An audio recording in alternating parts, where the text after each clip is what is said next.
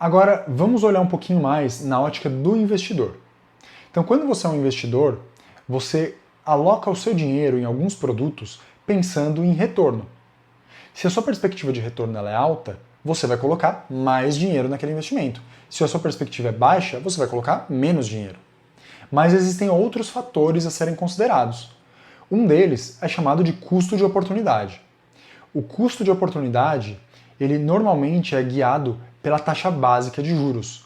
Ou seja, se a taxa básica de juros está subindo, o seu custo de oportunidade também aumenta. Mas o que de fato é esse custo de oportunidade? O custo de oportunidade é o quanto custa para você deixar o seu dinheiro parado ou investido em algo ou aplicado em algo que não rende nada. Vamos imaginar que você deixou de comprar uma televisão que custa R$ 2.000 para você deixar o seu dinheiro guardado debaixo do colchão. Ou mesmo na conta corrente, a gente não precisa ir muito longe. Quando você deixa o seu dinheiro parado na conta corrente sem render nada, no ano seguinte, se você for tentar comprar aquela mesma televisão ou uma com as características parecidas, você vai perceber que aquele preço de R$ 2.000, aquele preço da televisão de R$ 2.000, já não é mais R$ 2.000, ele aumentou.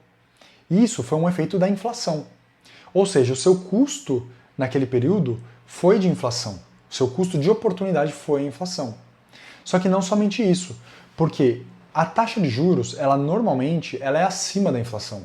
Por quê? Porque ela precisa equilibrar os preços na economia.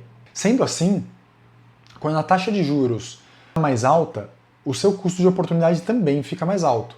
Ou seja, se você deixar de investir, você não está só deixando de ganhar dinheiro, você está praticamente perdendo dinheiro, porque você deixa de ter uma correção monetária e um juros ainda adicional. Por isso que é tão importante você manter sempre o seu dinheiro investido, porque se o seu dinheiro não estiver investido, ele perde valor. Agora imagina que você montou um negócio. Você montou uma loja e investiu R$ 50.000, aliás, R$ 100.000 nessa loja.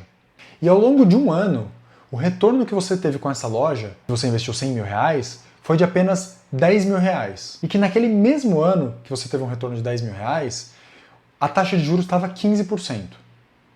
Se você tentar comparar os R$ 10.000 que você teve de retorno com os 15% da taxa de juros, você vai perceber o seguinte, que os seus R$ 10.000, em cima dos 100 mil que você investiu, eles são 10%. Ou seja, quando você compara com a taxa que estava 15%, você teve uma perda de 5%. Aliás, você não teve uma perda, mas você deixou de ganhar 5%. Então, o seu custo de oportunidade naquele ano era de 15% e você teve um retorno de 10%. Ou seja, acabou que o seu custo de oportunidade naquele período foi de menos 5%. Sendo assim, na hora que os investidores vão aplicar o dinheiro, eles vão sempre buscar o maior retorno. Então, quando as taxas de juros estão subindo, isso começa a causar uma fuga de dinheiro dos investimentos de mais risco, porque os de mais risco geralmente têm uma perspectiva de maior retorno, mas não necessariamente eles trazem esse maior retorno. Agora, o fato é que as pessoas que pensavam em investir, quando os juros estão elevados, elas acabam deixando de investir. Por quê? Elas pensam somente na renda fixa. Então elas vão olhar para aquela taxa de juros alta, aquela taxa básica de juros alta, e vão pensar assim, para que é que eu vou montar uma cafeteria que vai me dar um retorno de 10, 15% ao ano, sendo que eu posso simplesmente pegar esse dinheiro e deixar ele parado na taxa básica de juros, num CDI, por exemplo. Então os investidores acabam deixando de aplicar o seu dinheiro em ativos de risco e aplicando mais em ativos de baixo risco, como a renda fixa. Por isso, em períodos de alto risco, as pessoas começam a migrar o dinheiro delas para a renda fixa, porque elas têm uma perspectiva maior de perdas, por exemplo, nas ações, e têm uma perspectiva estável de ganhos na renda fixa.